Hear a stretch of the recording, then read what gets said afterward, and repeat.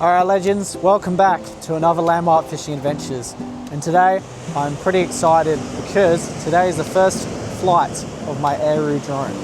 So, plan is, it was meant to be a little bit less windy than what it was, but there's a little bit of wind, but I don't think it's too bad. It's still pretty light, so I think we'll be okay to do a few drops today. There's a reef just out there that we're going to drop on, probably around that 200-250 meter mark. Hopefully everything goes okay and I have a drone still at the end of this. Definitely a little bit nervous, but I've done my test flights and by all accounts these are very solid, so I'm pretty confident that things are going to go well. But you know, it's always a bit nervous flying a drone over the water, no matter what brand of drone it is that you own. And especially now, first time, I mean I've done some payload drops, but first time with a payload and a bait dropping actually into the sea for a fish. Alright, let's get that first drop in and done.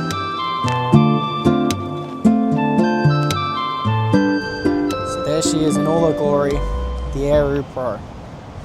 Now, I have set kind of everything up in the meantime.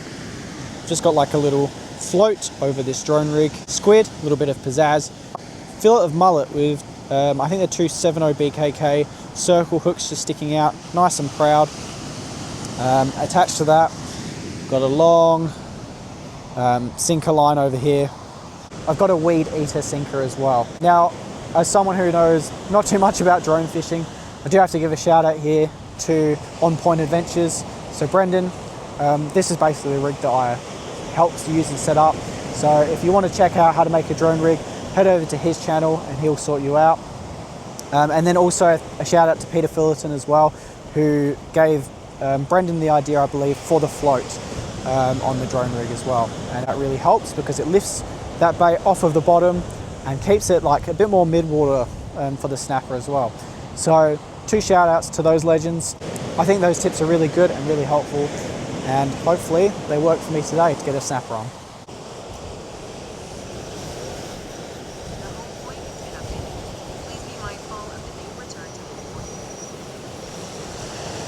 Alright, it's definitely windier than forecast, but my first drone drop feels pretty special.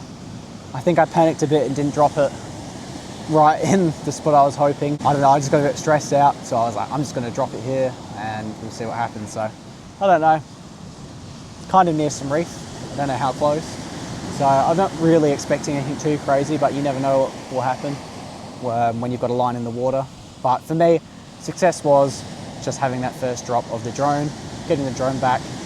I did notice as well, which was lucky, just past mid-spool, some of the light had kind of got really tight, and just because it hadn't been used in a while. So I was manually having to pull that off and then let the drone out a little bit, manually pull it off, drone a little bit.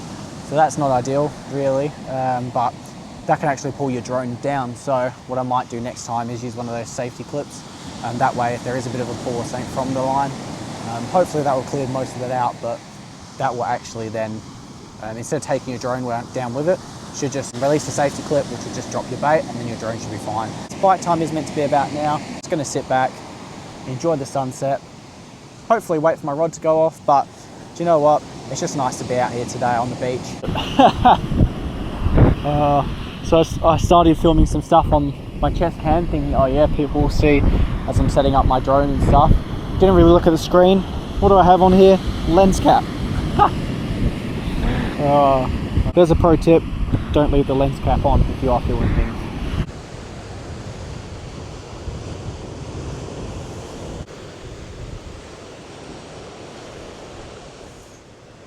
You know what guys, being out here in nature like this, it really is just soothing for the soul. And I'm really not expecting to catch fish today. Pretty stoked to just have done my first drop, just to be out here, just to be on the beach. The wee's just been pretty horrendous, so just while I thought I'd take this gap, I knew I had to get back down here, and so glad I did because we're just so blessed here in WA. I mean, look at that gorgeous sunset. Honestly, like, what more can you ask for? I feel like sometimes when you're out there fishing and you're not catching fish and it's frustrating, and I totally get that, I totally understand that feeling. But sometimes it's nice to just take a step back, just be in the moment and just relax and enjoy life. And this pretty much feels like this is what this session is for me today. It's just that, just take a step back, have a chill on the beach.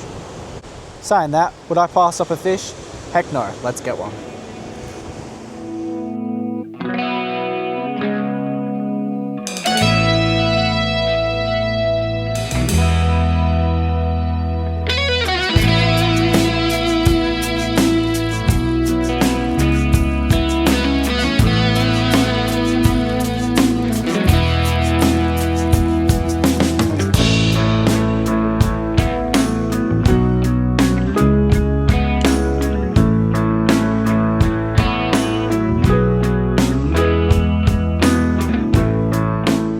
Alright guys, I'm just packing up now. That wind has picked up a bit, so not quite ideal for what I'm wanting to do. Probably, especially for my first few drops while I'm getting comfortable, want it to be a little less strong.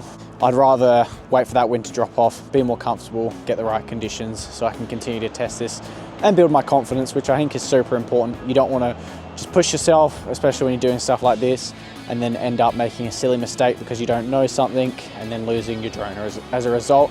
Going to be an extremely costly error. Take it nice and slow, just get used to it, and then hopefully soon enough we'll feel really confident, know what we're doing, and get on some fish.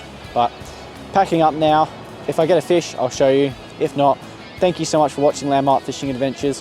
Hope you've enjoyed today's episode. It's not always about catching fish. Most of the time it is, but no, it's not always. And I really have just enjoyed this session, testing out my drone, sitting on the beach and just relaxing and enjoying the beautiful West Australia that we live in. Make sure you like and subscribe, and until next time, I'll catch you on Landmark Fishing Adventures. Yo!